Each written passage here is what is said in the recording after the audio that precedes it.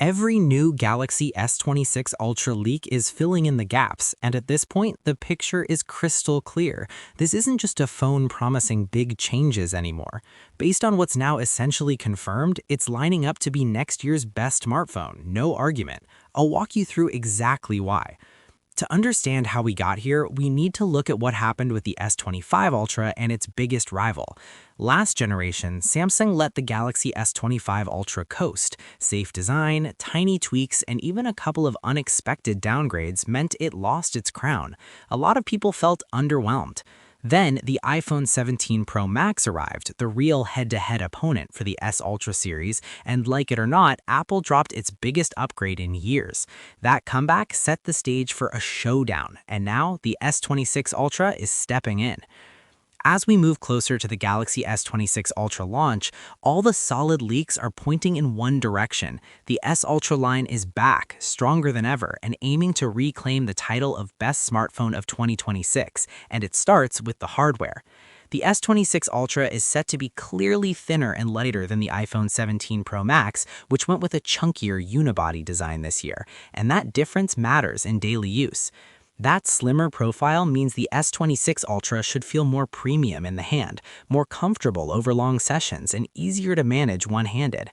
Apple, on the other side, made a big material shift. After using titanium since the iPhone 15 Pro, they moved back to aluminum for the 17 Pro Max.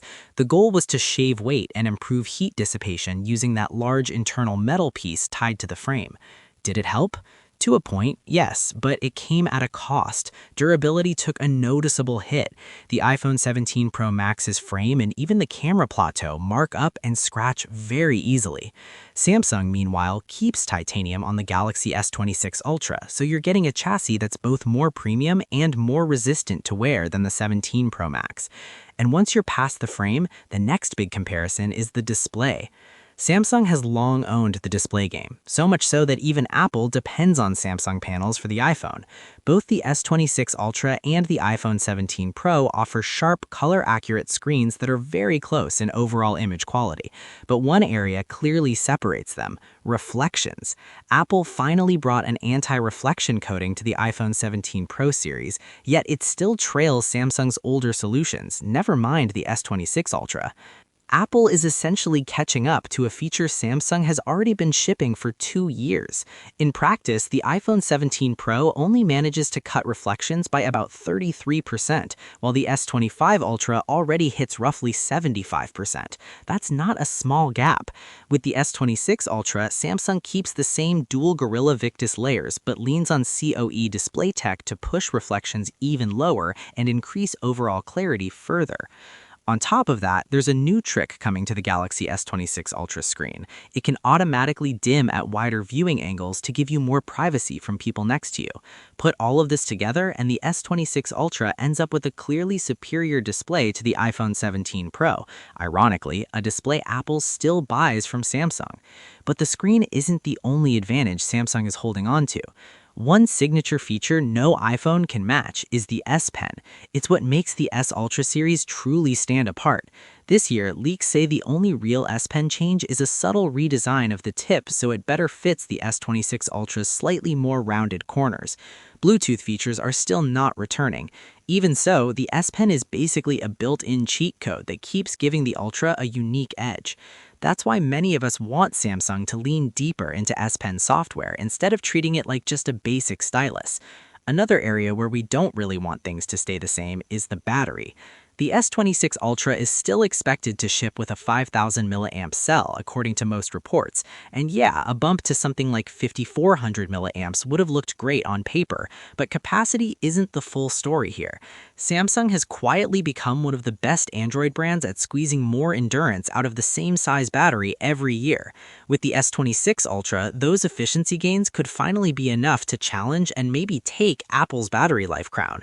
Sure, higher numbers are satisfying, and I know a lot of you would love to see them, but what really matters is actual screen on time, not just a big spec that doesn't deliver.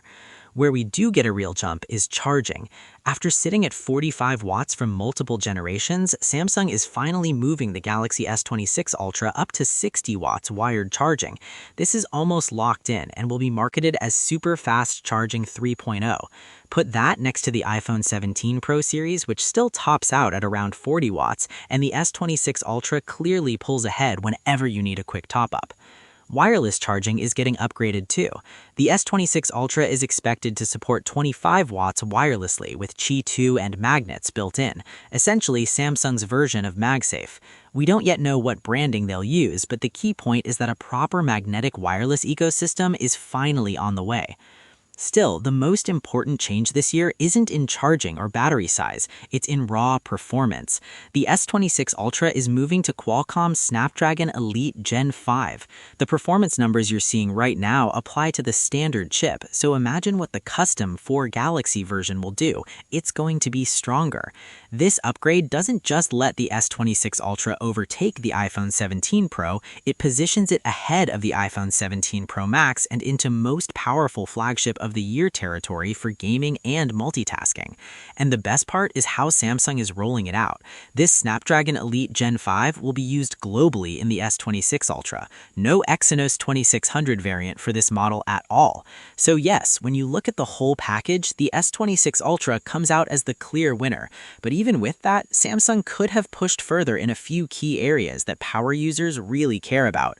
A slightly larger battery, something like 5400 milliamps, more advanced camera hardware, or chasing those ultra-high brightness levels we're seeing from some Chinese brands would have made the spec sheet harder to ignore. Still, the S26 Ultra is absolutely a great smartphone. The upgrades land in the right places, and they match what a lot of us have been asking Samsung to fix for years.